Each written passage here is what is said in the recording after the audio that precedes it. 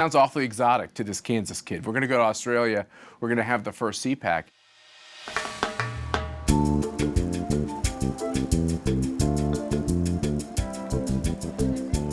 They have a combination of hope and desperation. They want to help their fellow countrymen pursue freedom and attain it. And at the same time, they are so aware of the forces arrayed against them. It was rather shocking to see that the legislature in Australia literally wanted to ban us from coming, and some of our speakers. The Home Affairs Minister is encouraging a cavalcade of intolerance to continue at CPAC's Talkfest of Hate. The first Australian Conservative Political Action Conference will get underway in Sydney today amid ongoing controversy. CPAC was a debate within the Australian Parliament, the very fact that we would go there. So what that tells me is that the First Amendment that we have in our Constitution, which is a concept that we think is mostly accepted in these other free countries, actually isn't.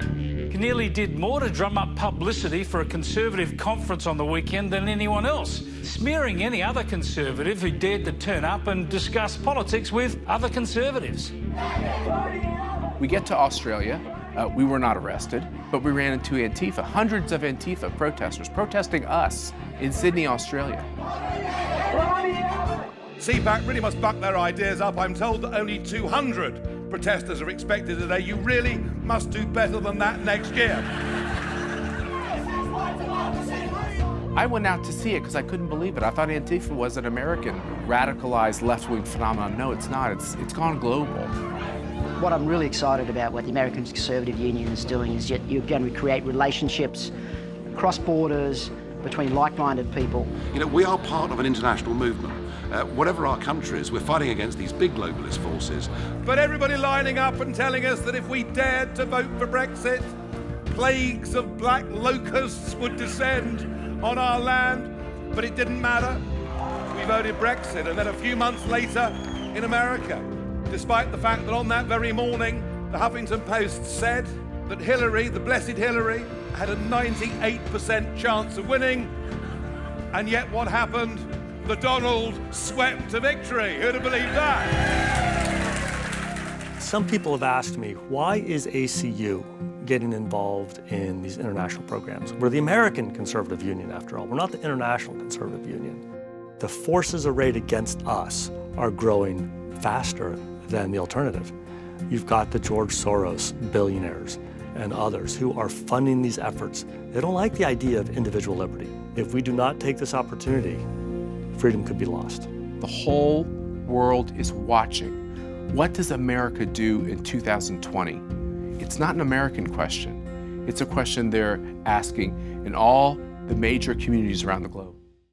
Warren Mundine is our chairman of the advisory board, and he would love to be here tonight, but unfortunately, well, we know who's in charge here in Queensland, and yeah, booing is okay. Don't. The Honourable Gary Hardgrave is also one of our founding members, and Gary's on doing his show tonight on Sky, and would have loved to have been here as well. The Honourable Ross Cameron. Now, if anyone has been to a CPAC and heard Ross Cameron speak eloquently about Marcus Aurelius, and you know, I have a great appreciation for Ross. He's an interesting character, and Ross, if you're out there in live stream land listening to this, you know what? I love you. I love you, man. You're a wonderful human being. And Stephen Baxter.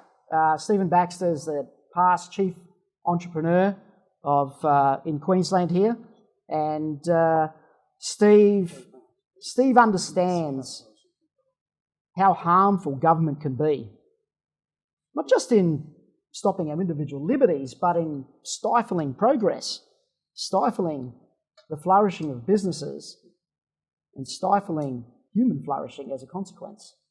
So Stephen's involved as well, and he's one of the few, well, you know, he's a tough nut, Steve. I've got the greatest respect for Steve, and Steve, if you're watching, mate, appreciate all your support. There are others that support us as well, and I won't name them. Perhaps I'll let them out themselves. The great political struggle of any age is not a public relations contest, it is a battle of ideas.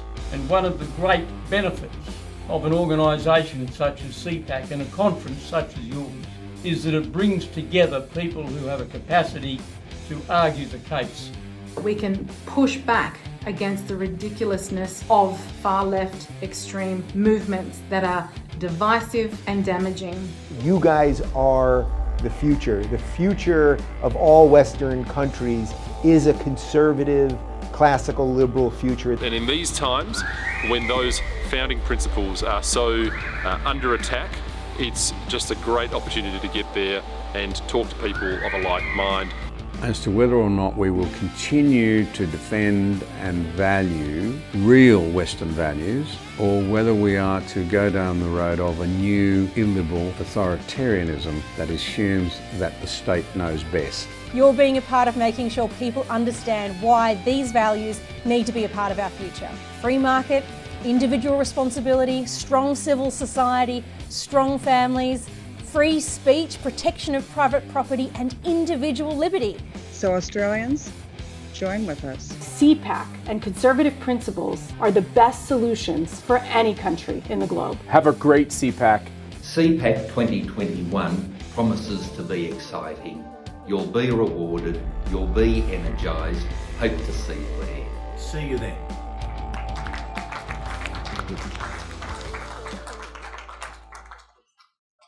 Unfortunately, Eric, CPAC 2021 had to be pulled. That's not going to stop us. We're planning CPAC 2022. It'll be in Sydney. We'll get 2,000 people there, and I hope everyone in this room comes and attends. It's important. If you haven't been to a CPAC, you don't know what you're missing. And we'll have some great international speakers, won't we, Robert? Absolutely. I know you're workshopping one that'll just blow people's minds. Mind blown, yeah. It was interesting. Amanda Stoker will be arriving soon. She's running late. I'm sorry about that. The life of a senator, right?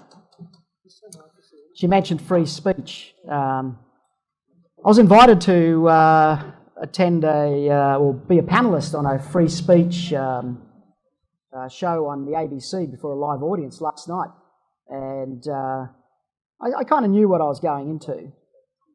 There were 4 panelists, and there was a moderator, a compere, and there were 3 designated questioners in the crowd, and a couple of people in this room went to it actually, and it was kind of interesting in that they love diversity, the ABC.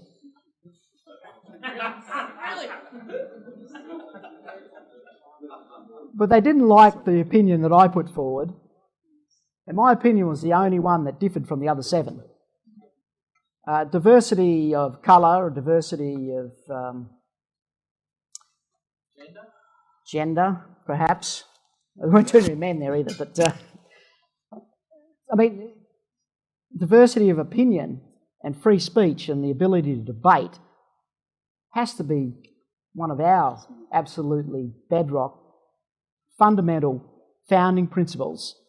And if you look around all successful economies and democracies in the world, free speech is held, sacrosanct. It's held up, but not at the ABC, not on that show. Now that show is going to go to air in a couple of weeks, I believe, and I'm going to be very curious to see what the editing's like on that. And it was kind of funny at the end of it. All the lecturers and they all lined up to debate me at the end of the show. So I had to debate one after the other. And it was just such a strange, surreal kind of thing. And this is what we have to deal with. And they have no self-awareness of where they sit. They're absolutely convinced, as they nod to each other and agree with each other, that this is the way the world works. Absolute certainty, John, absolute certainty. This is the enemy to free speech. This is the enemy to classical liberal ideas and philosophy. This is the enemy to conservatism. This is the reason why the CPAC.network will exist and will flourish. This is the why eventually we'll get those 5,000 people that'll attend CPAC in Sydney, and it'll become the greatest conference in this country and one of the best in the world. We will do that, won't we, Robert? We will do that. One of the key things that we'll do, and one of the key things that we've just put live, and one of the key things is probably a reason why we've had some few tech problems, is we've launched our own social media network. Stuff Facebook. I'm sick of them. Interestingly enough, in the free speech panel last night, one of the ABC commentators, one of the few that wasn't a lecturer at some university, on the subject of Facebook, said that Facebook cannot be trusted to control the crazy ideas of conservatives. He said we cannot have an Australia where speech is unregulated and left to the likes of Facebook. What a dystopian, Orwellian kind of comment that you could make. Everyone is nodding. Everyone is in agreement. This is the enemy.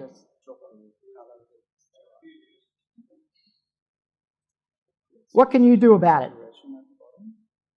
We have some plans, Roger, but we're all in beta testing, just like the AV was this evening. We're beta testing everything. We've got the app. Download the app. Download it tonight. Download it now. CPAC.network Australia. It's on the App Store. It's in the Play Store. That's our own social network. It's your safe space, to use a term from the left. What else can we do? Speaking of safe spaces, and we all want to be safe, I want you Conservatives to be safe. We don't practice social distancing, we practice socialism distancing. Stay safe. What else can we do? We can feature the best speakers in the country.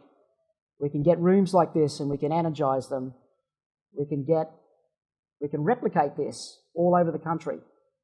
And through this app and through this organisation, we're going to leave it up to you. If you're out there in live stream land and you're hearing this, download the app. Contact me. Derek, I know that you have an initiative that you want to launch. Use this network. This will be an Australia-wide network. Push it, use it, fulfill your dreams about how we're going to take progress, take that word off the left and become true progressives and push this country forward. One of the main things that we can do at these events, and CPAC is the conference itself, it's a great example of this, the energy in the room. Who went to CPAC here? I know the Goffs did, Robert, a few in the room. Tell me about the energy. I saw you. You're in the video taking on the. That's damn good energy, right? Don't let them speak bullshit. Don't let them speak bullshit. The energy in that room needs to be replicated all over the country. It needs to happen on a monthly basis. We need to mobilise. We need to create a sense of fraternity. We need to support each other. And what else can we do? We need to profile and bring forward the best, brightest young minds and young speakers and young potential budding politicians and senators.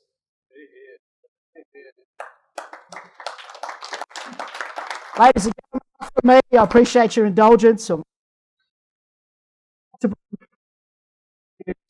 wonderful Jacinta Price, currently the Alice Springs Deputy Mayor. Oh, no, step down. Soon to be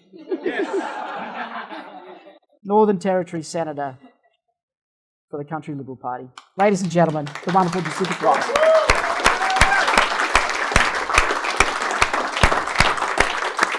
Thank you very much, Andrew, and thank you to everyone who is here tonight in this room to support a wonderful, wonderful movement. And I'm incredibly proud to have been part of CPAC Australia from its beginnings in, it's 2019.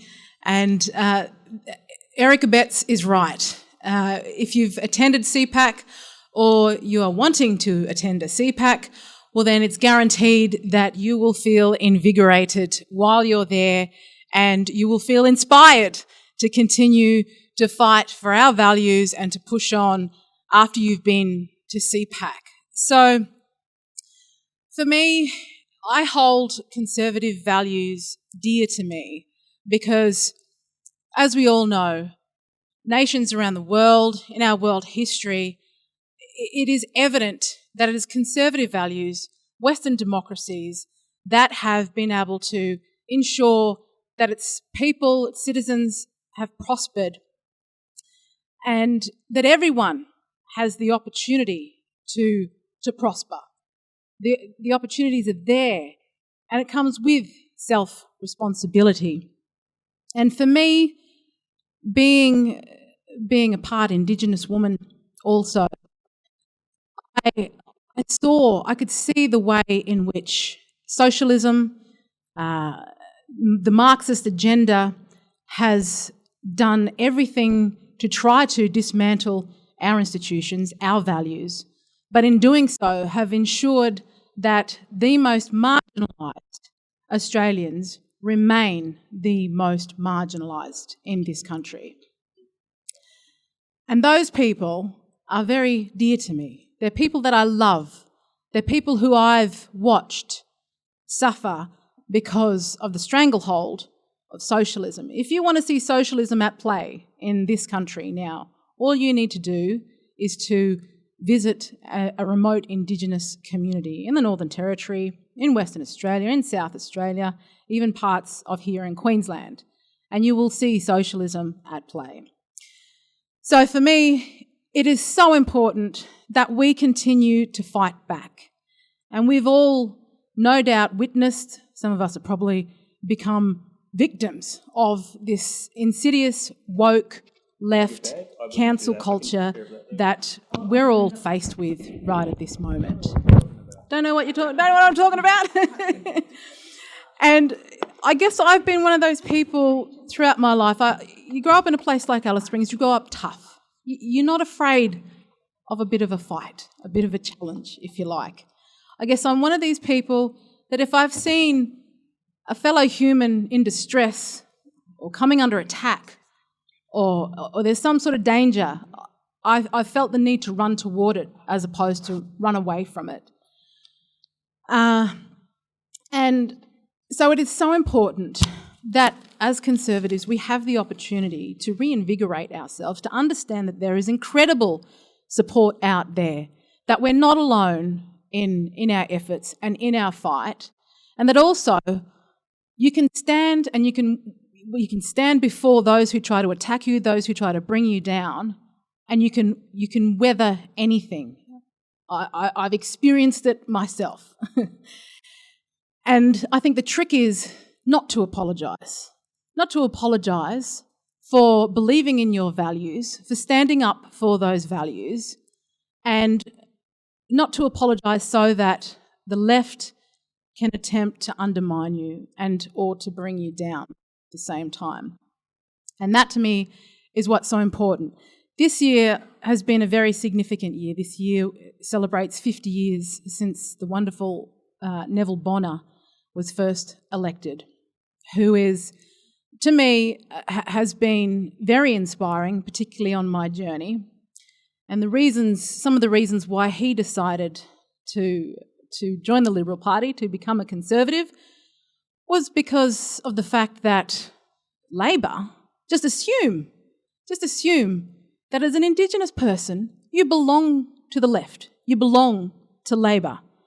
And this is something that absolutely irked Neville Bonner and probably gave him that little nudge to get over the line and sign up and become a member of the Liberal Party. And certainly for me, that has been my experience. That was the experience that my mother also went through as a former minister of the Giles government in the country Liberal Party.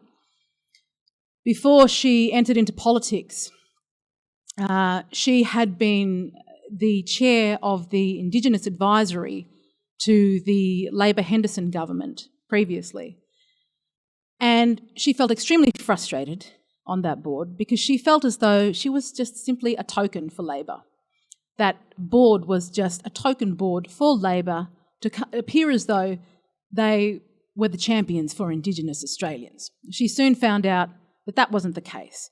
She felt like she was not being heard. And that pushed her to want to become part of the Country Liberal Party. She found amongst Conservatives, you can have conversations, you can debate ideas, you can agree to disagree and still respect one another. And so that was important to my mother, and of course is extremely important to myself. And we will fight tooth and nail also against the idea that, that somehow, because we are of Indigenous heritage, that we must belong to the left. That, to me, is a racial stereotype that needs to be smashed.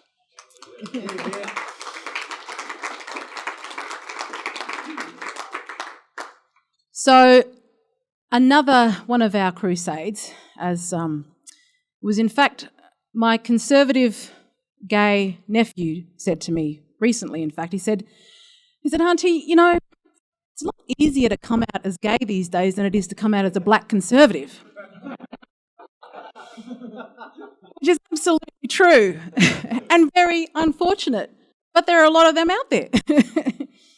And so for us, myself, the wonderful Warren Mundine, we decided some time ago that we wanted to start a black Conservative movement in Australia, inspired, of course, by what we saw that was going on in the US, CPAC in the US, Candace Owen, of course, Larry Elder, Thomas Sowell sister, come on, like, these are all people that we could see the excitement. Warren attended CPAC as well, and that absolutely invigorated him. I was extremely jealous I didn't get the opportunity to go over there, but that's what we want to do here in Australia, because I think it was recently one of John Howard's former pollsters said that he'd recently discovered that 60% of Indigenous people in this country in fact vote Conservative. And that doesn't surprise me. It's just that they're amongst some of the most quiet Australians, and they're the ones that need support. So myself, Warren and others will be doing whatever we can to ensure that we can help these people find their voices and understand that there are other Conservatives that have their back in this country. So that's the next step, I guess, for my involvement, certainly in CPAC, and obviously I hope to be joining that wonderful woman who's just walked through the door in the Senate next year, following our federal election. So thank you very much once again for your incredible support. And I felt it the first time I went into CPAC. I felt I was in a room with friends, those who understood me, who I understood, and it had nothing to do with the colour of our skin. It was based on the fact that we're human and we share the same values. And that is what we uphold in the face of the left, and the left can never truly claim that that's what they're about, because they're simply not. So thank you very much.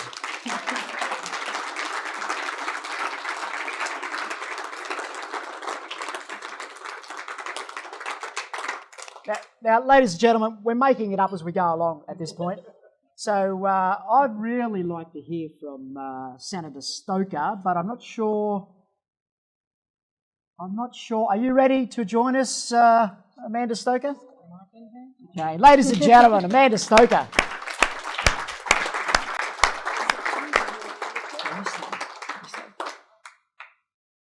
Down here?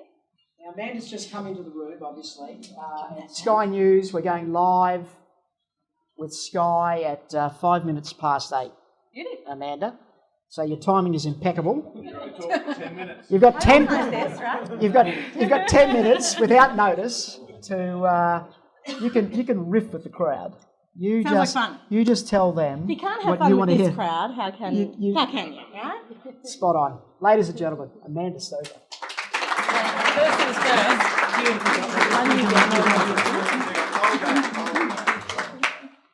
How is it that she gets more beautiful, more articulate, more formidable every time I see her. Jacinta Price, I can't wait until I can call you Senator Price. It's going to be amazing.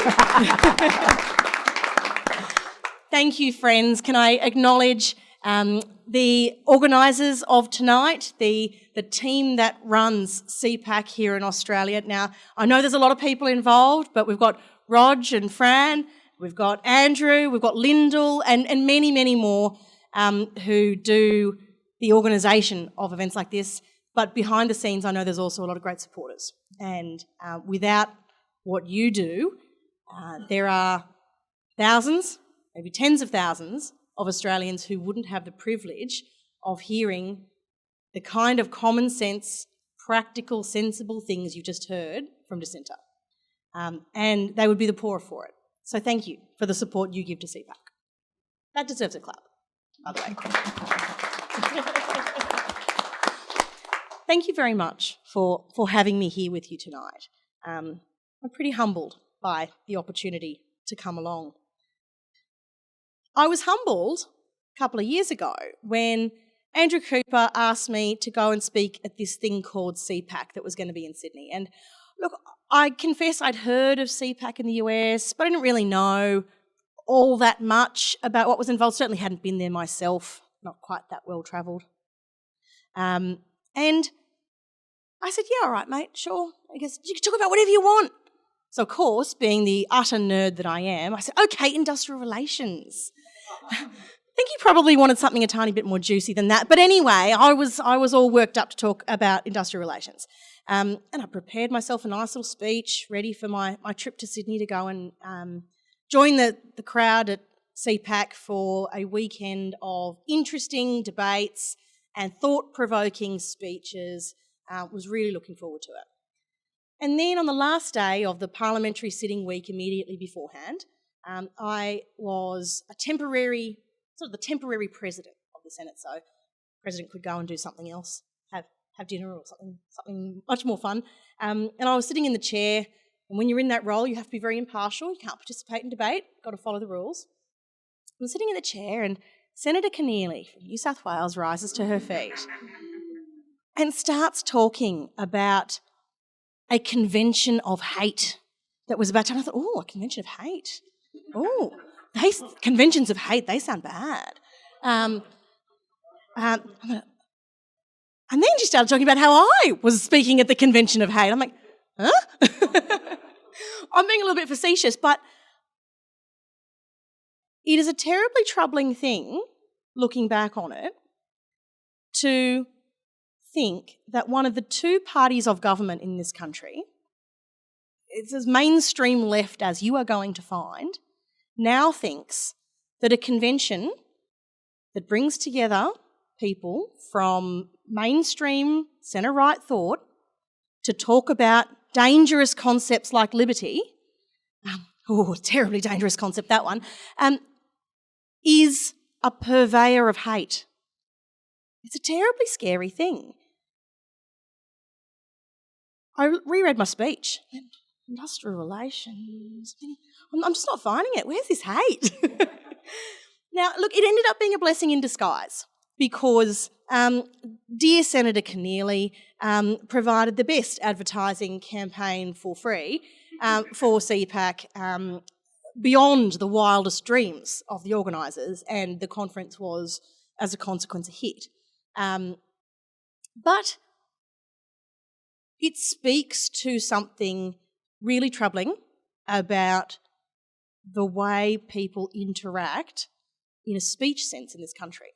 It speaks to the division in our community that somebody who engages in mainstream centre-right thought is branded by somebody on a mainstream left-wing party's front bench as a purveyor of hate. That should trouble us. It means that we can waste no time in investing in the importance of free speech, because it is not just our school children that are being told that the adage that sticks and stones may break your bones but words will never hurt me is in fact false. because that is what they teach in schools these days. Funny story, I said that to my daughter one day. She was complaining about how someone had said something she didn't like and how it upset her. I said, sticks and stones will break your bones, but words will never hurt you. She said, yes, they do. And I said, no, darling, they don't. Words don't hurt you. The only way words can hurt you is if you choose to let them hurt you. And it's a bit like Eleanor Roosevelt once said, nobody can make you inferior without your consent. Words can only hurt you with your consent. If that makes sense. And anyway, so she didn't believe me. She thought I was making this nonsense up, and she was pretty sure that everything she'd been taught was wrong. And then, of all the songs she was listening to, Titanium came on. Is anyone young and bubbly enough to listen to David Guetta? And they, in that song, say, sticks and stones may break my bones. And she's like, David Guetta, and Sia say sticks and stones may break. So Mum said it and it's nothing, but Sia sings it, and suddenly you're all for the power of words. And anyway, but we do quite seriously have a generation of people who are being taught that words are violence instead of the opportunity to engage with people who think differently to you, to understand the shoes in which they walk, and then work together, refining those ideas by tossing them around to solve the problems we face as individuals, as communities, as a nation. If we deprive this country of the fruit of free speech, we will not just feel awkward talking about what we're really thinking in polite company. That'll be the least of our problems. We will be less free, we will be less wealthy, and we will be, in the broader sense of the term, spiritually poorer. Because if the essence of a meaningful life is about getting to understand each other, to form relationships with each other, to build friendships and trust and have ups and downs, and you can't do that if you can't speak your mind. You can't solve problems if we aren't free to, for instance, question the scientific method that might have been used in some academic work. Peter Ridd, anybody? And we will not have universities that are capable of doing the research necessary to solve the problems we face as a nation if people cannot cope with the ideas that confront them. And we will not live willfully, and this affects those with the least in our community most. We will be denied prosperity if we lose our ability to be creative problem solvers. So when you come to CPAC, you're not just rocking up to play, although you might have some fun. You are equipping yourself and the people around you and the broader community who might tune in or might get the courage they need to be able to step up and share their voice. You might just empower enough quiet Australians to join you. And when you do, you don't just have fun, you change the face of this country for decades to come. It's an extraordinary thing. And so I want to thank you for being ahead of the curve, in a sense, by being at the launch of CPAC.network here in Australia.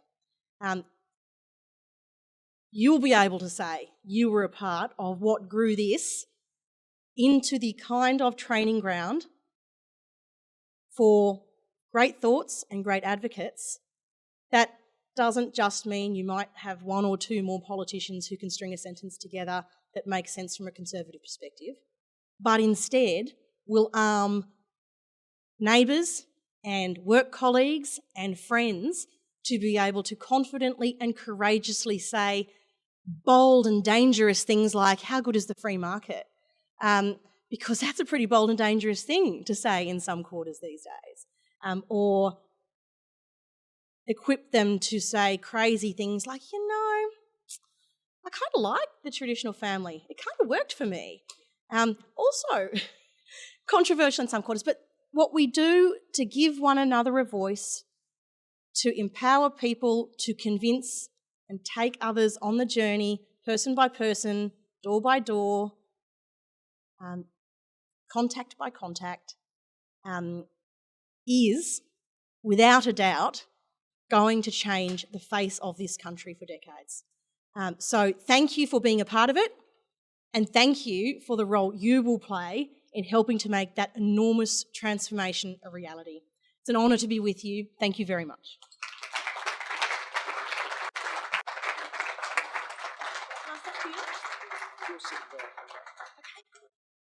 Look, we're going to take a little bit of a pause here while Sky News do their thing, but while they're doing that thing, I just want to share with you just a couple of stories that I think go to what Amanda was speaking of, and that is courage. When CPAC was first under attack by the Labor Party, backgrounded by the Shadow Attorney General Mark Dreyfus, unleashing legislation and threats of jail upon the organisers of CPAC, and attacking speakers like Amanda Stoker for being part of a cavalcade of hate for attending CPAC.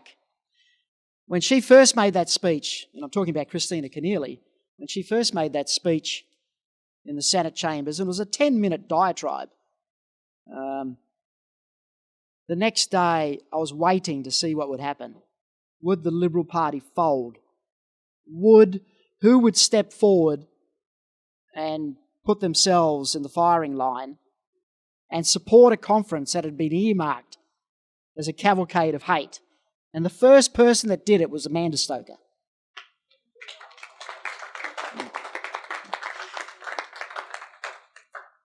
In one foul swoop, therefore justifying why she was one of the first people we invited to speak at CPAC. She's been wonderful, in my opinion. Jacinta Price, the other speaker, if anyone has followed Jacinta on Twitter or social media, you'll see what she has to endure in order to just say the things that she says. Jacinta Price is incredibly brave. She's courageous, in my opinion. And her husband Colin is in the room, and things are just going to step up, aren't they, Colin? I hope you know what you're in for. Yeah, well, I'm sure he's very proud of her. And just one other quick story, and Lyndall, I've told this story many times, and others in the room have heard this story. At CPAC, there was a lot going on. There was a lot of energy in the room. There was a lot of great speakers. And I had on two separate occasions, I had attendees come up to me. And they said to me, they started telling me the story about how, and they both had very similar stories. It was remarkable.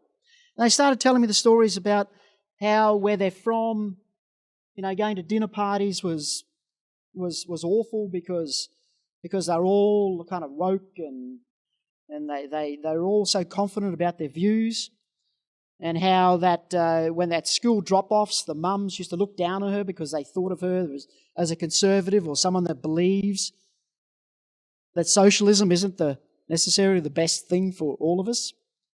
And both of these people, they burst into tears. They literally burst into tears. I mean, I get emotional myself just thinking about it. Just to think that, that the emotional stress that those people must feel in their day-to-day lives, and they come to CPAC and it just bursts out of them. And I just think that's what we need to do. We need to carry forward and find those people in the niches of society, push forward the Amanda Stokers and the Jacinta Prices, and give these people the confidence to step up. And I've got on these signs, so your voice is your weapon. Once you start to speak up, it's amazing what can be done. The floor then gets divided. It's not just left open. That's a little bit of a rant from me. I'm sorry about that. But there are three, in my mind, three very moving and courageous stories. Two of them relate to the girls in front of us. We'll leave it to Sky. Perhaps you can relax for a moment. Thank you.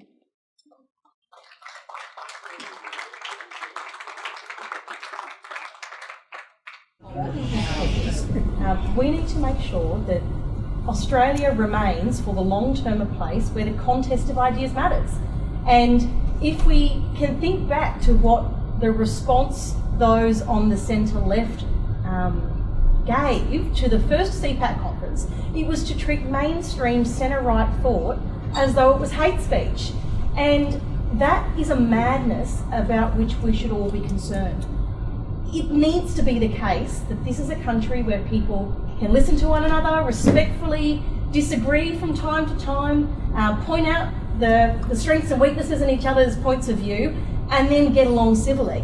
But to shut down, deplatform, and try and remove from the public conversation ideas of which we disagree is really unhealthy.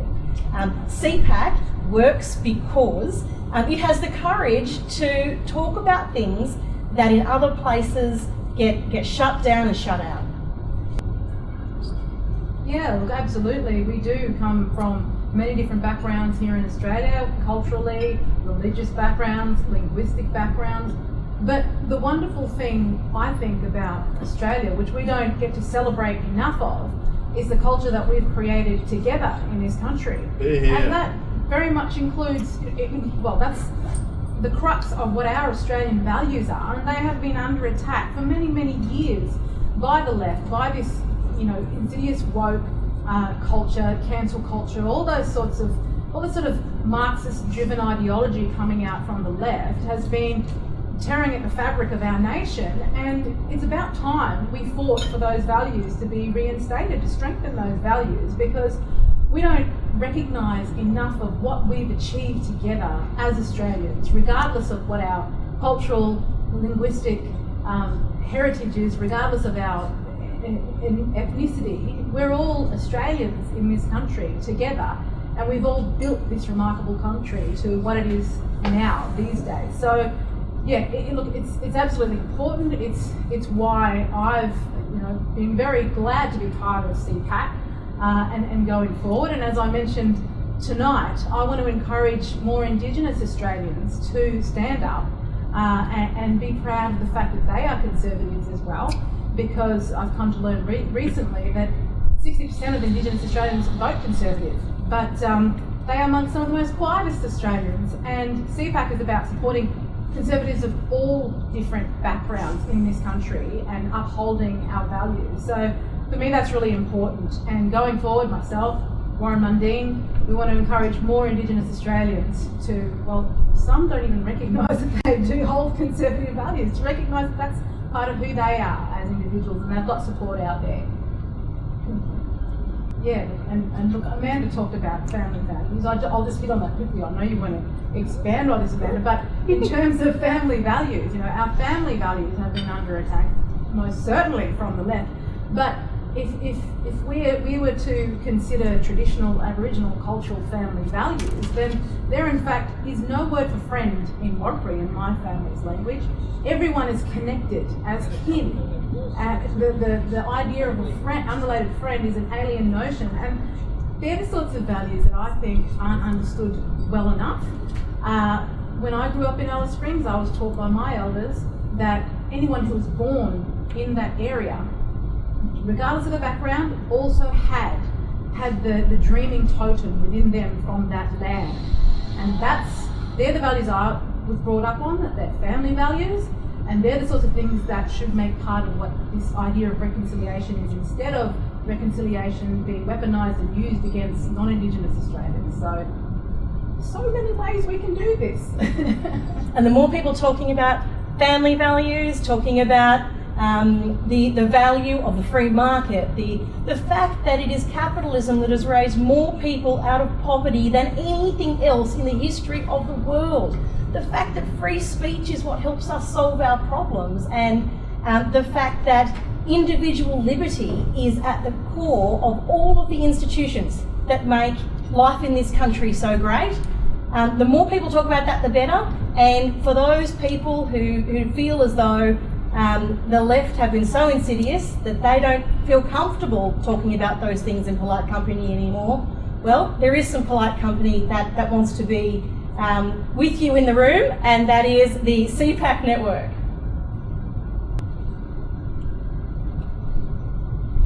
And all in circumstances where those poor people aren't given a timeline on when they'll get an answer, are given oftentimes ridiculous instructions about how it is they're supposed to enter the state that is their home, to attend the premises of the house that they pay for, that they pay the taxes on, for the rates that they have contributed. I mean, let's get real here. We need everybody in this country to get with the national plan and take the steps needed for us to return to a life of living safely but freely. And we need to be able to look back on this time with a critical eye to make sure that it doesn't become something that is too readily dipped into in future as a remedy of governments for problems that can be solved in other ways. Thanks, Gary. Thank you very much. And look, this is my sister from another mister. I look forward to being in the Senate with her. When I don't have the social distance anymore, I'll be giving her all the big cuddles. Yes. We can be noisy again.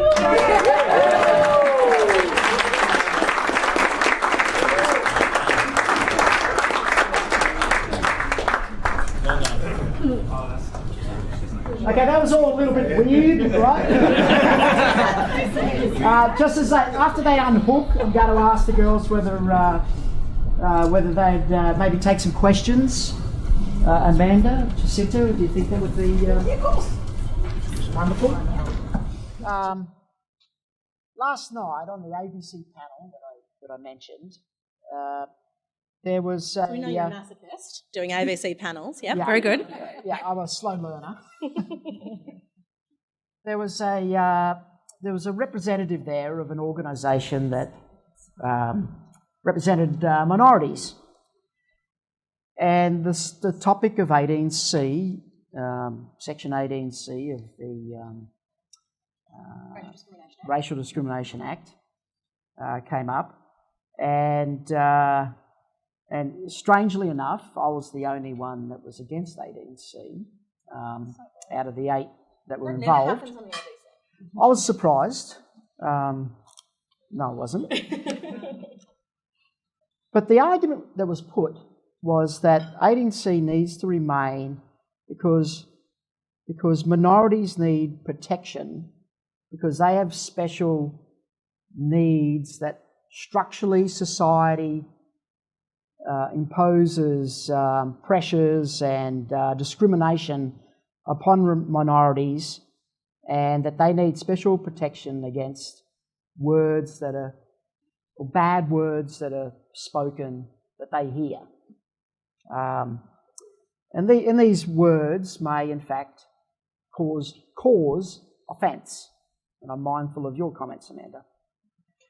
But Jacinta, how do you feel, you know, as a woman that is part of a minority group, whatever that means?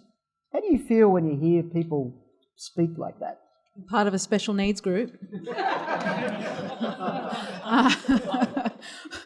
Well, that's exactly how, you know, we're painted. It's stereotypical, and it's assuming. No, it's not assuming. It's defining, you know, people from minority groups as helpless victims who can't stand on our own 2 feet, think for ourselves. We're precious. We're easily hurt and easily offended, and constantly behind the 8 ball, and will never amount to anything more than the fact that we're part of this victim minority. And I in fact provided a submission into the inquiry into whether, you know, 18C should remain or whether it should be removed, and I was one of those rare submissions that said, no, I think we should get rid of it. And I think we should get rid of it because what it does is all of those things that I've suggested with regard to minority groups, belittles, I think it belittles that minority groups in that regard. But it also it hinders conversations around how to improve the lives of marginalised people. When it comes to Indigenous Australians, marginalised Indigenous Australians and minorities. Because the minute you start talking about any of our issues, there's someone who's going to get offended and call you a racist or, a bigot or something like that because they don't agree with the truth, basically. The truth offends them. So therefore, we have to ignore the elephant in the room. We have to sweep all our issues under the rug and pretend they don't exist and let them fester away. And that's the biggest hindrance that I see from 18C. And, again, this representative of this organisation, like many representatives of organisations, how can they stand there and claim to be the voices of those groups when they haven't been clearly elected by those people? And they're making assumptions on behalf of those people. And I find it utterly, I'm offended by that. I find it insulting. But it happens all the time.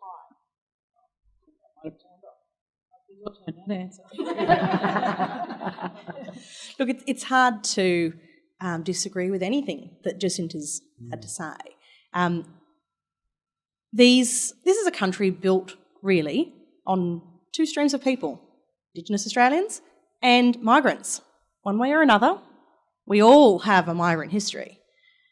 At some time or another, we were all new. But what well-meaning, I do genuinely think the people who put together Section 18C probably had their heart in the right place. What well-meaning people like that do is condescend and infantilise people who are capable of enormous contributions to this country and stump them by incentivising a culture of victimhood. And what a disservice that is to the great human potential that comes from the experiences of people who come to this country from all around the world. What a disservice that is to young Indigenous people who've got a passion to contribute something big. We owe everybody better than that. And so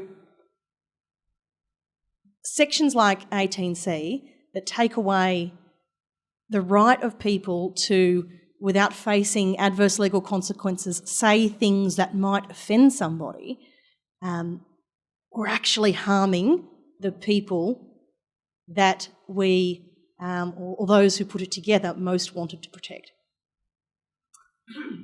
Wow. I will pluck one random person out of the audience to ask the first audience question. Roger Emerson, Executive Chairman of the CPAC.network. Definitely not planned earlier. I'm very random and people will know that. Thank you, ladies. I'm going to be slightly controversial. We're conservatives, right? So we love freedom. We love freedom of choice. We value individual freedom very, very, very, very much. So tell me your thoughts on vaccinations. Yes or no?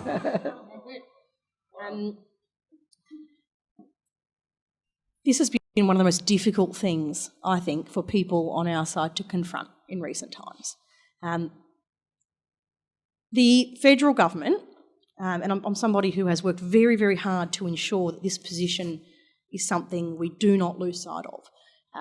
The federal government has made it very clear from the outset that vaccination against COVID, while recommended, while non-doctor here suggests is a very sensible thing to do, is voluntary and must be voluntary, because decisions about what goes into your body have to be decisions for the person who owns that body. Thanks.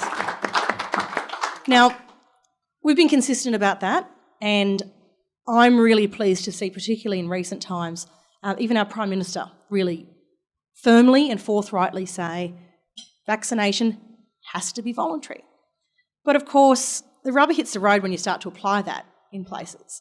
And for the person who works in the COVID ward as a nurse but who doesn't especially want a vaccine for themselves, whether for religious or conscientious or even health reasons of their own, that can still present some pretty stark choices.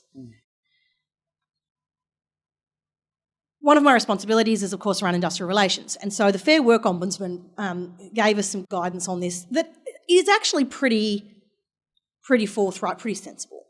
And it's the idea that you've got a sliding scale of occupations. Some are really high risk in a COVID sense, and some really aren't. If you work in the COVID ward or in the aged care ward, it is probably reasonable for an employer to say, you need to be vaccinated against this if you want to work here as part of protection for the people that you are caring for. It's not a new thing for employers to place conditions on employment. It's been the case that, for instance, vaccination has been required in some careers for a long time. I see Tamara, who works in the health sector, knowing that and no doubt being very comfortable with the idea that vaccination is a sensible thing to do in some professions. But we do it in other ways too. We ask pilots to take an eye test regularly, and it's a condition of their employment. If you refuse to do the eye test, you can't be a pilot, and it's for pretty darn good reasons. But that tapers off pretty darn fast. The number of professions where it is going to be a genuinely reasonable requirement that a person be vaccinated, such that they need to make a personal choice about whether or not they keep their job or have a vaccination, and that's a pretty stark choice to ask anyone to make, has to be small. It's not reasonable to demand it of teachers, particularly as they teach a very low-risk cohort in our community. It's not reasonable in the construction sector. It's not reasonable in an office setting. It's not reasonable for working in a mine. And I'm pretty darn confident that as these things are challenged in the courts, those who are seeking to overreach in the employment context will find themselves reined in pretty quick smart. That's because our institutions, the institutions for which we fight, also understand, because we protect them, that individual liberty matters, and one way that we can show that is by protecting, wherever possible, the ability of individuals to choose what goes into their body. Now, I still think everyone should get a vaccine. I think vaccines are very sensible. Despite being under 40, I had AstraZeneca and fancy that I'm alive. But get the memo. It's TA show. But that should be a liberty we respect across the board and not just in the context of vaccination. Before I finish, and I know this has been a long answer, but I know it's hard and it's something that's on people's minds. It's really important that people understand under the national plan, there's 4 stages. When we get to the 4th stage, there is to be no distinction in any part of life between the way that vaccinated and unvaccinated people are treated. So to the extent that people in this room might be anxious that we might live in a country where it says, welcome to our restaurant, vaccinated only, or this pub is one where you're only welcome if you've had the jab, any of those distinctions must be removed by the 4th stage of the plan, because this is not a country where we divide one another into classes.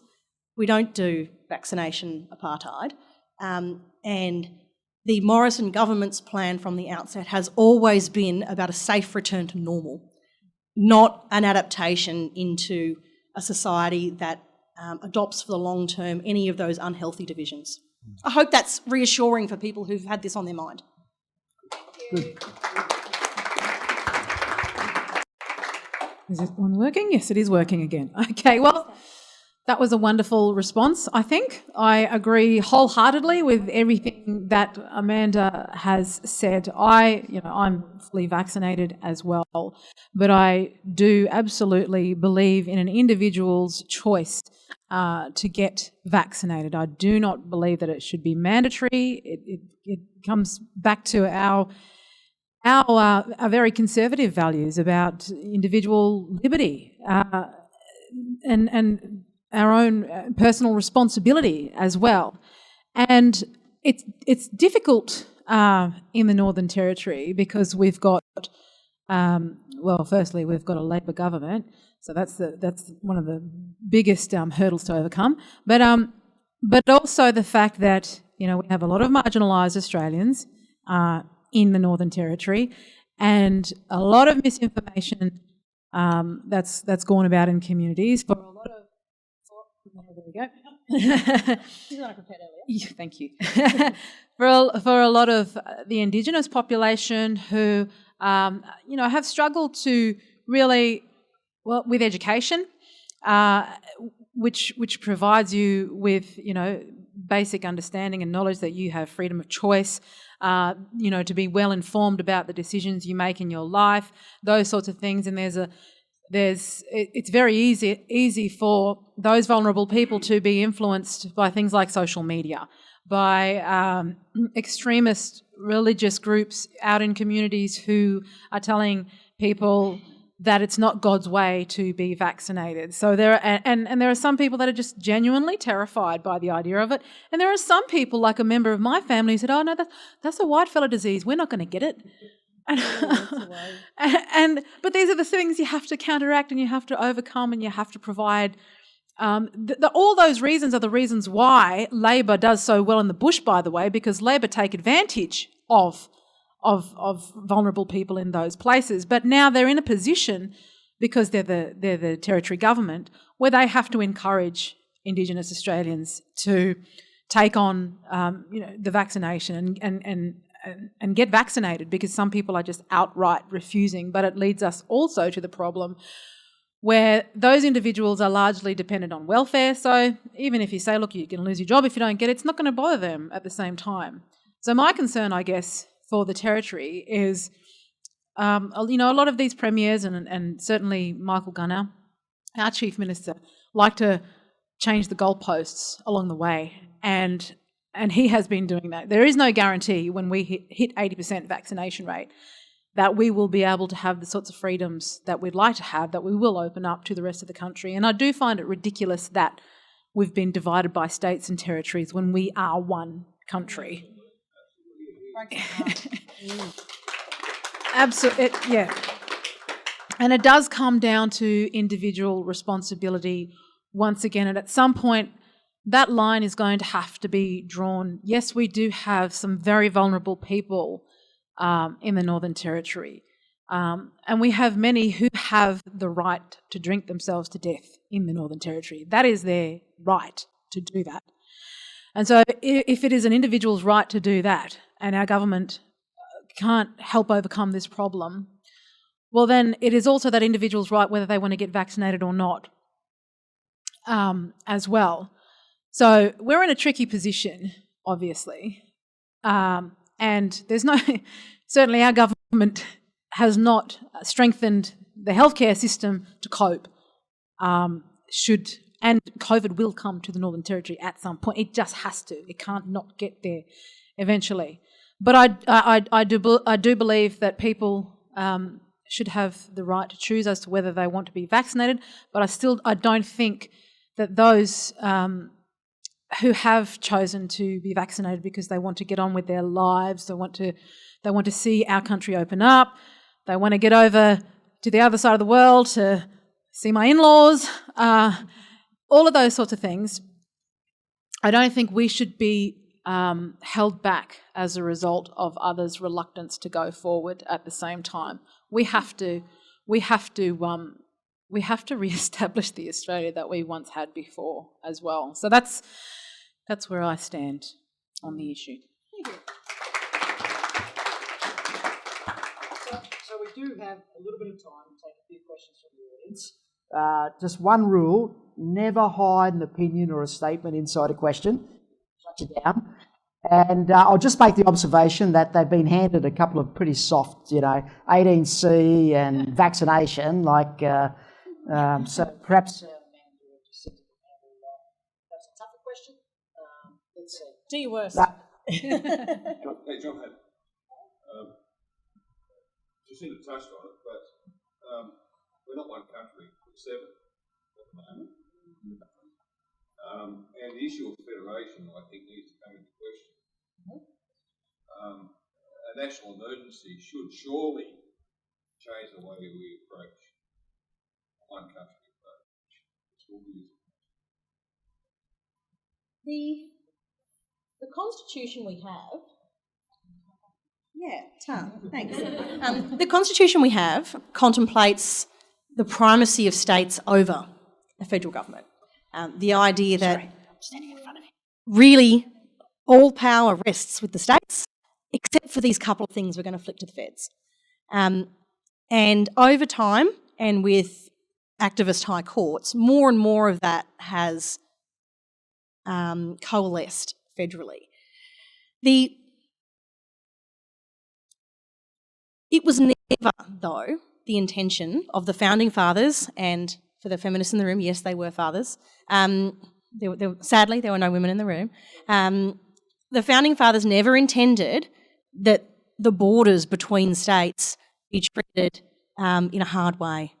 And I have a pretty strong view that if a case on Section 92 of the Constitution, which provides, among other things, that intercourse, as in movement, don't get carried away now, that intercourse between the states shall be absolutely free, was intended to prevent situations like this. We had a case testing that very early on in the piece, and it was run by Clive Palmer, and it wasn't successful. The court relied on concepts of what is proportionate in circumstances of a COVID crisis. But they also made it very clear that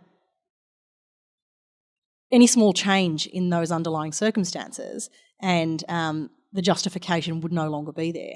I'm pretty firmly of the view that in the context of there now being a vaccine, of there now being a national plan for living safely with the virus that we are advancing down, that reconsidered, the courts would not say that closed borders are appropriate. We will shortly, and I'm being a little bit cheeky now, but if you can't do that at CPAC, where can you? We've got an election coming up. When our Premier starts to try and lock out the Prime Minister and members of Cabinet, or indeed force them into quarantine, despite their double jab, for significant chunks of an election campaign, we also arguably have a breach of the implied freedom of political communication by the overreach of public health laws, for which there is very little in the way of factual foundation anymore. There's lots of ways you can look at the founding document of this country to say this should not stand. But your question, I think, was ultimately about reform. Do we reform the Constitution to make that happen? Look, I am a real constitutional sentimentalist, and so this has been very hard for me as somebody who really does want to believe that the states are a great thing. But I think this time has shown us that the degree to which the Constitution has been mangled in the time since Federation by successive judgments of the High Court now means we need to, I think, as a country, have a serious conversation about constitutional reform and learning some of the lessons of this period and some of the things before.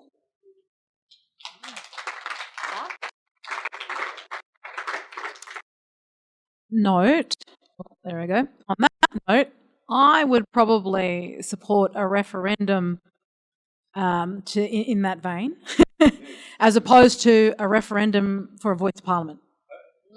Let's drop that one.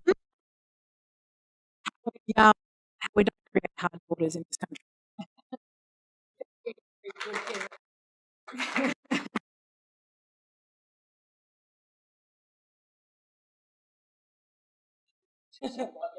All right. Bryson, I think you have a question.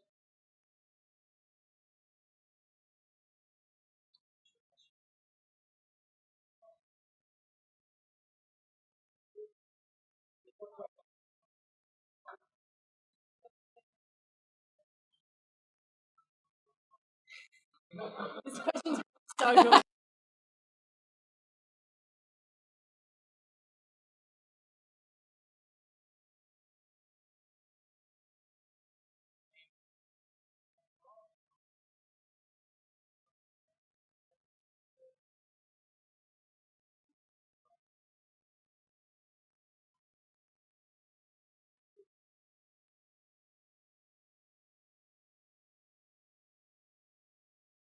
Johnson absolutely wiped out the left in England on questioning the Labour narrative. And yet now, they both, Boris Johnson's just gone full on into net zero by 2050. And Morrison is obviously reluctant, but he's sort of, he's holding it back, but he's following on. What on earth is going on? I mean, thank you. I'm incredibly reluctant. What's the question? I'm incredibly reluctant to believe in conspiracy theories, but it really seems to me that our elected leaders are no longer running the country or the world. I mean, I've got video footage of most of the international leaders, Boris Johnson, Trudeau, right, we need Clintons. I'm just about to finish. Trudeau, all of the Clintons, all of the most influential people in the world, saying we've got to have the Great Reset, we've got to have the Great Reset. Build back better. Build back better. And I'm pleased to say that the only one who doesn't seem to have said that is Morrison. What on earth is going on with the Great Reset and Build Back Better? Please, it's not a conspiracy. It's out there. They're saying it in their own mouth. Okay, so if anyone couldn't hear at the back of the room, I'm going to sort of paraphrase that into what's going on with the Coalition's climate policy, and is there a bigger agenda that's about the Great Reset and Build Back Better? Is that fair enough? Yep, cool. Okay, so what you see around the world with those that dive headlong into environmentalist extremism as a lever to implement radical socialist ideas is what they have always been doing. That is what socialists have been doing for years. They've just found a new opportunity. They found environmental alarmism is the new lever to be able to do what they always wanted to do. So that doesn't surprise me, and to my mind it's no greater a conspiracy than what we see from the communists who became socialists, who continued to march through our institutions, who continued to propagate cultural Marxism. Same. But when I come to the Morrison government's approach, I think it's a really sensible one, to be honest. Our PM's in a difficult position. He's got some MPs from the inner city who have very wealthy constituents who do not feel in their pocket the consequences of feel-good environmentalist policies like net zero by next week, because their job's not at risk and they can afford the higher energy cost. They're not going to face hypothermia out the back of Stanthorpe because they can't pay the increased heating bill, and they're not going to face the end of their coal job and the inability to pay the mortgage and feed their family in the event that such a thing is brought in. It's very easy for those in wealthy inner city places to take that position. But the vast majority of Australians and the vast majority of the seats we hold are in places in our outer suburbs and in our regional areas.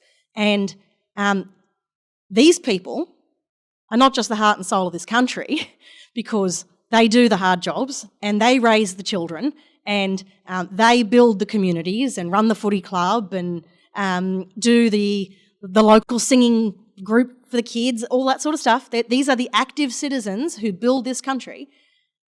They need to ensure we don't have a policy that is environmentally extremist. And so the approach that the Morrison government's taken, I think, is really sensible. Be as clean as you can without being unreasonably expensive. Don't be dirty for its own sake, but also don't virtue signal on things that don't have an environmental impact. But most importantly, we can reduce emissions for all those people that are vexed by them using technology and not by making the essentials of life unaffordable for those who need it most. It's technology, not taxes. It's a very, very simple idea. We're prepared to keep investing in the technology that's needed to make sure every aspect of the supply chain, of industry, of agriculture becomes as clean and low emission as is possible. Sure, we'll back you in 100% to get the best practices you can. But we are not going to impose costs that mean the little old lady who lives in in a cold area can't pay your heating, or that air conditioning becomes unaffordable when you live in far north Queensland, or that people no longer have a secure future in energy-intensive industries and mining. And I think that's all pretty common sense. I hope that's a straight enough answer for you. I'll take an okay. Oh, I was just going to say, I'd like to talk about nuclear.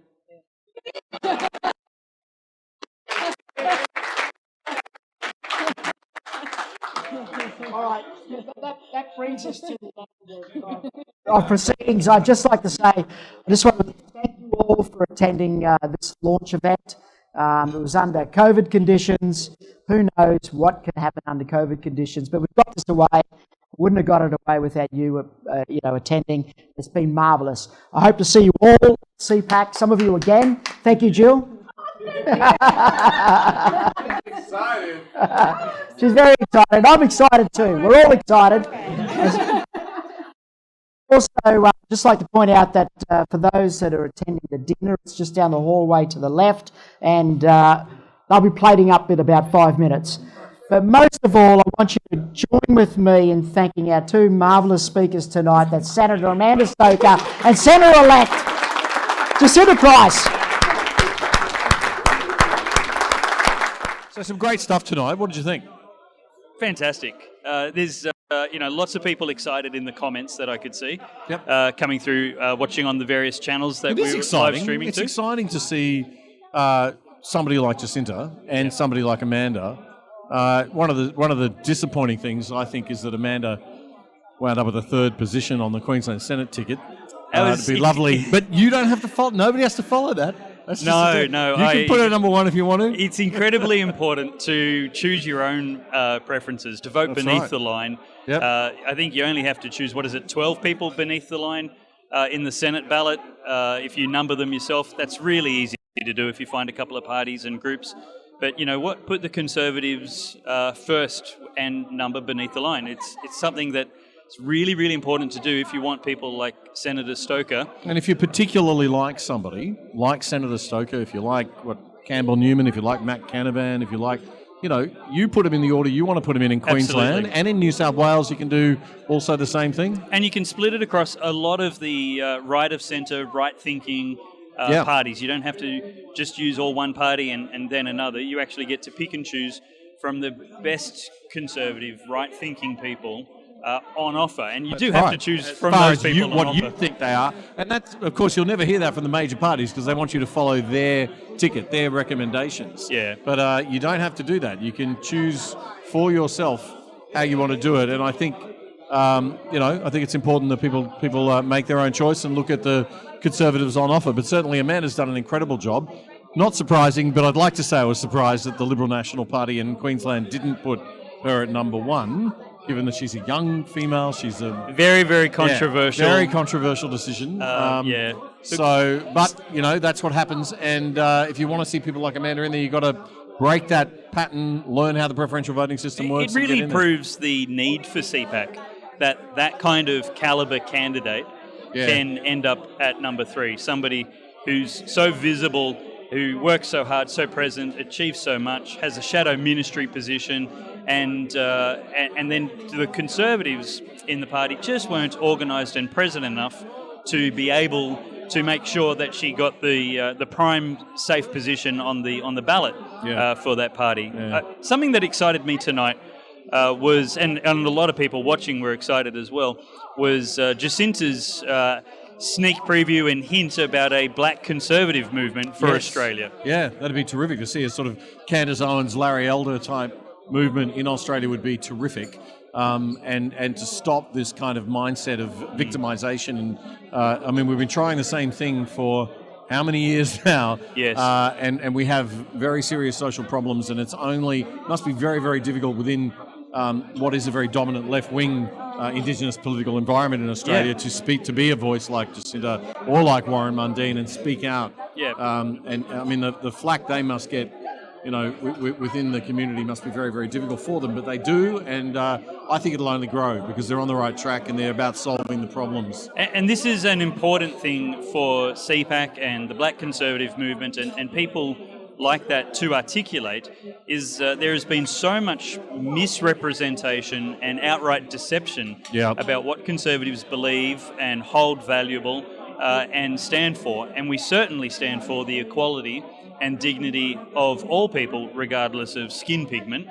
And we don't expect that somebody has to agree with us simply because of their skin pigment. Well, it's one of the great tricks, one of the great sleights of hand of the left, isn't it, Dave? That, they do the old, where the racists are the people who, worry about these things, really, and the people who worry about these things the most are the left. But I thought what was really exciting tonight was the diversity of people in the crowd. Yeah. That CPAC's expanding. I'm here, and I wouldn't have classified myself as a right-wing conservative many years ago. You're a conservative. I'm more of a classical libertarian. We've got Liberal Democrats in the room. We've got staunch conservatives in the room. I'm sure there's people from and UAP, that's the beauty One of Nation, CPAC. all the It's parties. It's it really about getting is together. There's not a lot of room for progressives in CPAC, but there is a lot of room for anybody who's thinking small government, big freedom. Yeah. And that's really what unites us all in common. I think one of the things that struck me when I came back to Australia last year was there doesn't seem to be another side to the debate, and that's why I called my podcast The Other Side, because it's just such a, compared to what was going on in America with very vibrant sort of debate, intellectual, intelligent debate on the right. Yep. In Australia, it's like the intellectuals' mood is only associated with the left, which fascinates me. Do you want to try and catch some people as they leave? Yeah, why don't you? Well, I'll do that. I'm ranting, so I'll do that. Okay. You want to stay here? I'll fill. I'll dance. I can't dance at all. I'm not going to do that. Do you want to say hi? Oh no, you don't. You do want to say hi. Damien. Excellent. G'day. Hi. What's your name? Tristan. Okay, Tristan. What brought you to CPAC tonight? See some great speakers, Jacinta Price, Amanda Stoker. They were good, yeah? Yeah, absolutely. And what was it that stuck out to you about what they said? The freedom of speech, how important that is, and how important our democratic and free values are to the fabric of this country, and we need to get that back. Yeah, we don't hear a lot about those values on a regular basis in our mainstream media anymore, do we? It seems to be very much just everything through the prism of identity politics and perhaps left-wing sort of neo-Marxist movements. Is it the first time you've seen Jacinta speak, or? No, I've seen Jacinta speak a few times at CIS, IPA, those sort of things. Yeah. So you're not new to the conservative movement? Absolutely not. Yeah. And how do you? I mean, I take it you're a bit younger than me, but how do you feel millennial Australia is going? I think the feeling in millennial Australia is that we want to see things open up again, because people in my age group are in those phases of their lives wanting to start families, build businesses, develop their careers, and if they're restricted in where they can go and where they can do those things, that's very frustrating. And you guys are the ones who are going to be saddled with this debt. Correct. Are you a bit worried about that? Of course. I think, as I said, we're in that time of our lives where we're making, buying houses and that sort of thing. So debt's a very real prospect. And also, we're finishing. A lot of us have finished university, so we have HECS debts and that to pay off. And so, yeah, that's a very real thing in front of our minds. All right, well, thanks a lot, Tristan. Really appreciate you having a chat with us on the way out. Are you heading out? Would you like to just say a few words? Well, this is really refreshing tonight to have so many people sharing ideas and sharing their thoughts in an open, free way, and it's what free speech is about. Respect for each other and respecting people's differences and moving forward as a country. Can I ask your name? Robert. Robert, how long have you been associated with CPAC or involved with CPAC? I was on the organising team for the first one in Sydney, right, and then I travelled to the US with Andrew, and I was one of the speakers at CPAC in the US with Donald Trump and some of those people. Oh, wow. And how was that? Fantastic experience, yeah. Wonderful. And are you happy with how the movement's going? I think it's embryonic, but I believe there's a huge silent majority out there who need a place to belong. Most conservatives are shy by nature and don't run down the street protesting and yelling and screaming or gluing themselves to a road to protest, but they have things that they grew up with, respect for each other, getting on with each other and solving problems through respectful debate. And that's what we're fighting for. I think it was Douglas Murray who said that it's a little bit boring being a Conservative because you're waving a flag that says don't change anything. Well, I think... Although now we have a bit to change. Well, I think that, my big inspiration is Jordan Peterson and the movement that he put around Australia of thousands of young men said it was okay to be a young man. It was okay to work hard and make your bed in the morning and stand for something and build a better country. Well, if you want to start, you can download the CPAC.network app on the Apple Store. Fantastic. No, it's fantastic. I think every journey starts with a single step. All right? It does. And this is a way for ordinary Australians from all walks of life, from all demographics, from all racial groups, to come together and say we believe in the power of the individual to flourish and build a better country. Fantastic. Thanks very much for having a chat with us. There you have it. Dave, over to you. Awesome. Well, I have the venerable John Bolton with me. John, you're a regular at CPAC. Tell me why you've been attracted to the CPAC brand. You're not a traditional Conservative, are you? I'm not a member of any political party, but I am a classic Liberal. I think that our Australian Constitution and our High Court says that I'm entitled to do anything that I can think of doing until there is a law passed by a lawful government that says that I can't. And CPAC represents that for me. So what about it, the CPAC movement from America, are you familiar with, and its similarity in Australia? Obviously, the brands are associated. So what is it, do you think, that should attract most people who are right of centre, classical Liberals like yourself as well as Conservatives? When I first went to a CPAC conference in Australia, I didn't realise the connection with the USA. And I found that was great. When Nigel Farage came over and spoke, I found him to be a wonderful speaker in person, although I probably had disliked the representation that the ABC and the SBS put out about him, but he was a great speaker and said a lot of things that I agree with. Now, I don't agree with everything that CPAC and other people who say they're classical Liberals represent. Sure. But the great thing about this sort of thing is you can do it without having Antifa throwing rocks at you. Yeah, brilliant. Now, speaking of rocks being thrown at you, did you have any negative experiences when you flagged to a few people that you'd be coming to a CPAC event this week? One of the great things about CPAC is that it inspires classical Liberals to stand up at the dinner table. And when people say marriage between two men is the same as between a marriage between a man and a woman, I say that's not so. I know it's the Australian law. Did that happen this week for you? Yeah, it did. And when I was talking about coming to this conference here, and I was talking about, and I was describing Amanda Stoker, and I was describing Jacinta and the Chamber Prize, both are politicians in Australia who I admire greatly for their politics, and that has nothing to do with their sex, their gender, or their race. They're just great politicians. So I was talking about coming here, and I first of all described Jacinta and the Chamber Prize, and I didn't know anything much about her, apart from the fact she described herself as Walpurgis and Celtic. Mm-hmm. And then I went on to describe Amanda Stoker, and I talked about her and her politics and how she was married and had children. And the left-wingers came up and they said, "Why are you talking about her children? What's that got to do with it?" I was saying, well, that's actually got a great deal to do with who we are as people. You know, when you have children, you have a different aspect on life than if you don't. And then I went on to compare that to the former Prime Minister of Australia, Julia Gillard, who had no children. And I said she shouldn't actually be making decisions for people who have children.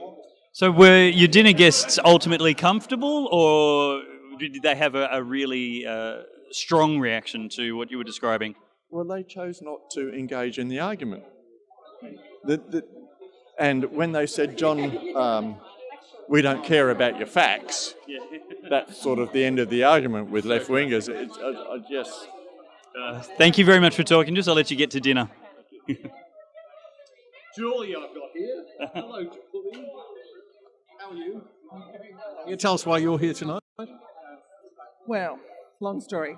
I'm Did actually you go very the short version? the short version. So I know one of the founding members. So I've grown up, and I've actually, well, not grown up, but like listened to her and what she's had to say over the years, and I've become very interested in it. So it was more about tonight coming along to see what was it all about and how my views are very similar to one of the founding members. So that's why I'm here. Great. And what is your perception of where debate is in Australia at the moment? It's actually very poor, because I think that as a conservative woman, that, I feel we've reached the stage where we actually can't speak our own mind, and we can't say exactly what we really believe in, because people will judge you. And even people I know won't let you do that. And it's very sad. It's sad that our free voice is not being heard. Yeah, I've been astounded by the lack of diversity of debate in Australia these days, and the fact that there's not polite debate going on, not polite discussion. It's if you don't agree with us, then you're an evil person. And I think too, the events of the week where people have been, scrutinised because they've got a religious belief, I found that really, really sad that someone was being judged because they were a Catholic and they were married or whatever. Not that he was elected into the role and he was working for all his constituents. So I think that, I think that we need to stand up and make our voices be heard. Good on you, Julie. Thanks very much for coming along, and I hope people are out there listening and being inspired by what you've got to say. Okay, thank you. Thanks a lot. Good time to go and have dinner, I think. Are you off to dinner now? All right. We've got one more person. We have Amanda behind us. There were a couple of stop on the way by. And I feel bad. We've already heard from her all night. She needs to go. She needs to go. There's a bunch of people who've paid a generous donation to have a smaller dinner. Hi and bye. You going? Can we have a quick hello? Going to other duties. Hello. Hello. We're just talking to our. My microphone was first. Talking to our internet audience out there. So. Oh, hello. Thank This you is for Amanda supporting Stoker. these nice fellows. Thank you, Amanda. We appreciate that. We'll have a more serious interview with the Senator at another time. Here's Lyndall. Lyndall Maloney from CPAC. How are you? I'm very well, thank you, Damien. You had a tough week, I hear. Yeah, it's a bit of a tough week. It's all right, I survived. It's all right. I won't bring it up if you don't want to. That's all right. This dog had very sharp teeth and got the better of me almost. That's not a metaphor, ladies and gentlemen. Lyndall actually did get bitten by a wild dog, which is pretty horrible. Yes, it was actually. But I'm here to tell the story, and we get out of bed every day because we've got to do what we love. And Well, see, conservatives are tough. Oh, well, yes. No dog's going to take you down. Well, someone said it was a left-wing dog. That's why I got bitten. Ah, there you go. Yeah, I know, exactly. There's a million lines there I'm not going to touch. But anyway, thank you for tonight. Are you happy with the way things went? It's still going, of course. You've got your dinner happening. And obviously we want to do better each and every time that we do the events, but we all love what we do. We've got passion and we're dedicated and we're going to push back and we're going to make sure that we make a difference. So it's good people like yourself, of course, that help us. More people we can get on board to help us, we will just make this a success. Well, I think there's a movement afoot, and it's a grassroots movement, and that's the thing that scares those in power the most, I think, when the grassroots start to move and people start to organise. So tell us a little bit about CPAC.network, the app, and how people can download it and all of that. They can absolutely go to the Apple Store. Now, Andrew Cooper is probably the one best placed to give you the details on that because he's really developed and worked through it. But I've been playing with it. It's fabulous. You can download it from the Apple Store. I think it's only available on iPhone at this stage, but I could be wrong, as I did have to check with Andrew. But it's fabulous. You can connect with other like-minded conservatives. You can use it as a messaging tool. You can connect to CPAC, to the actual network. You can sort of have a look at who's on the advisory board. We've got some fabulous people behind us. We're getting more and more people reaching out to us, wanting to ask how they can help. We've even got people in America saying, we are so concerned what's going on in Australia. So we've got great support. But the app itself will be a great tool to connect with others who are like-minded conservatives. Yeah, well, I've already downloaded it just tonight. There you go. So you'll find me on as Damien Curry or the Other Side Australia podcast. So I'll be using it to connect with people and hopefully getting some good guests on the show. Thank you very much, and thank you for what you do. Well, thank you, Lyndall. Very much appreciated. Over to David. You going to dinner? I'm going to dinner. Awesome, very cool. Well, we've got one more person that we've managed to snaffle before the room emptied. Grant, welcome to the CPAC.network launch. Thanks, Dave. What do you think about politics in Australia just generally at the moment? Generally, I'm quite concerned actually at the level of division. I've watched it in America the last few years, but in Australia as well, it's the polarisation of everything is really quite disturbing. I mean, watching the animosity, the anger, the refusal to talk to other sides and so on really concerns me. And I think it's been really highlighted and exacerbated a lot more of this whole COVID period too. It's not good. 100%. Do you think CPAC's going to provide any solutions to the problems you've identified or other solutions that are needed in Australia? Actually, I'm really excited about CPAC because I think with the name that it's already got and the connections that it'll have there, it'll provide a really good coordinated group for lobbying, for conservative activism, basically take on GetUp and to present the other side of the argument in a much more cohesive, loud way as well, which is good. Get the message out there and force discussion on things rather than just hiding. Brilliant. Thank you very much for your time tonight. Thank you. Where's Damien gone? Damien has signed off for the night. I would never leave you in the lurch, David. I would never do that. Never do that. Well, that's it for the night. It is. I mean, you're already at beer o'clock. I'm at beer. Well, it's well and truly beer o'clock. So yes, I have to drive home though. So for those people who don't know your name, haven't heard of you yet, obviously we're coming on your Facebook page, but also on the CPAC channel and my own channel.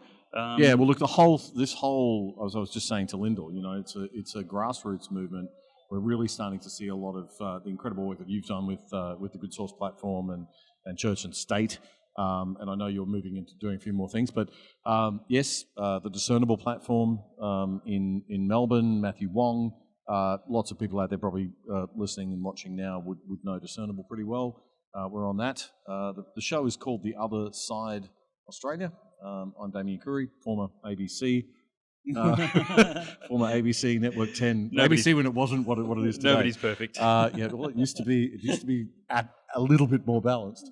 But it really, I would say about the ABC now, it's full of ex-Triple J people who couldn't find the exit in the last 30 years. You left the ABC how long ago? 1989. Okay, so it's probably been about 32 or so years since the ABC had a conservative, right-thinking person on its platform. Yeah, and I'm not sure you could have described me as that back then. But anyway, there you go. Maybe longer. I was very young. I was a baby. But in those days we brought our idealistic youth into the environment, and we, of course we had our views, but we had grown-ups in the room, to bring us into line and to sort of balance things out. And there was a strong conservative Liberal Party component to the ABC, of the sort of people who believe the ABC had a role to play in sort of preserving traditional values of Australia, as well as the young progressives. And I think we had that happening in those days, and it was great. Nowadays, those people have all left. All the Triple J crowd have grown up. I'm only half joking when I say this. And they're now in charge. And they're all over the mainstream ABC. So that's the problem. And the mainstream media on bulk is very Andrew Cooper's laughing at me. Come over here, Andrew Cooper. You're not getting away. You're not getting away with that. You must be. There's Damien bucketing the ABC again.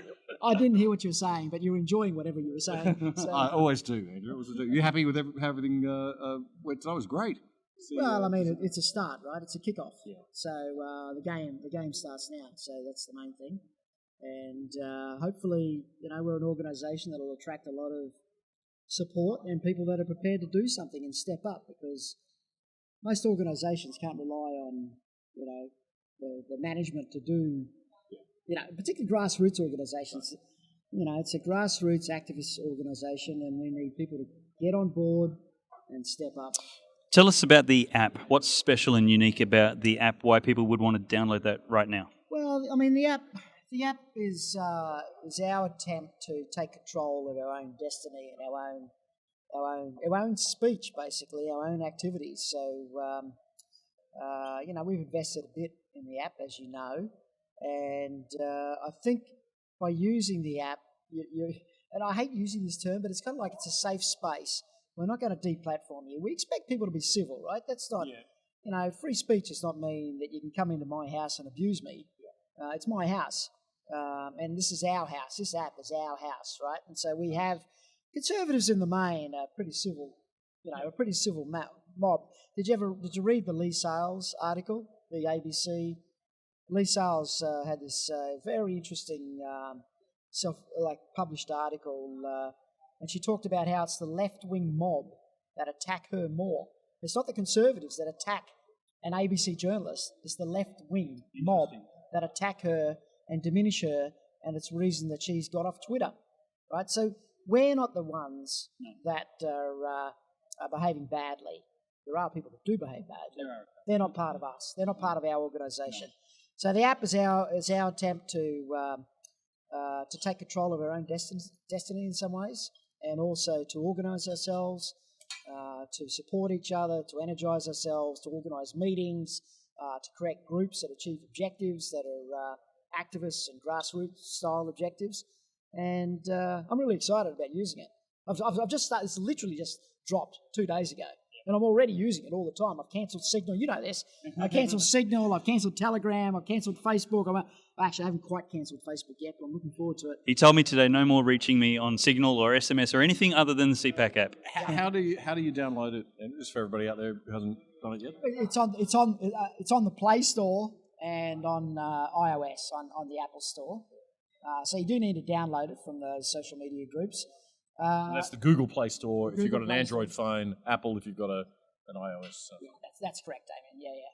So just download it, join up, connect with me, connect with whoever's there, and let's get busy. Let's get some stuff done. Okay, and it's the point you made about grassroots, I think, is really important because you have a lot of people starting things these days, making an effort. And what I like about what you're doing is trying to bring us all together, bring everybody together, and also encourage people or give people the tools that they need to self-empower, right? Yeah, I think so. And it's not what I'm doing, it's what we're doing, right? This is an organisation that is not owned by me. I'm not there's no shareholders. This is a non-profit organisation that owns the CPAC conference.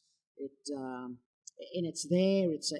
There are assets within that are valuable. The conference is valuable, but the greatest asset this organisation will have will be the people in it. And so I just encourage anyone out there, just download the app, get involved, and take charge of your own destiny. Don't sit back and let things control you. Brilliant. Founder of CPAC, I know you've got to go and entertain your dinner guests. So have a great night. Take care. Thanks a lot, Andrew Cooper. And I think that's great advice. It really does come down. It's one thing to sort of sit at home and be a keyboard warrior, but we need more people, and it doesn't matter where on the spectrum. As I said before, it doesn't matter where on the spectrum you fall. Yep. It's a broad church, as they say. What unites us, excluding those big government anti-liberty people. Yeah, but I think not overly broad. That would be the left. But that's the point, right? I mean, exactly what unites us is the fact that we are the one thing that we all agree on is that we see our country falling into the hands of an ideology that is problematic, and it can fall. As I said, I've come from Hong Kong. Falls pretty fast. I got to tell you, it does. Well, that's a good note to wrap the night up on. Welcome to the CPAC.network. Make sure you download the app. Make sure you stay tuned. And there's more exciting things to come. As Andrew said, this is just the beginning. Indeed. Good night, everybody. Good night.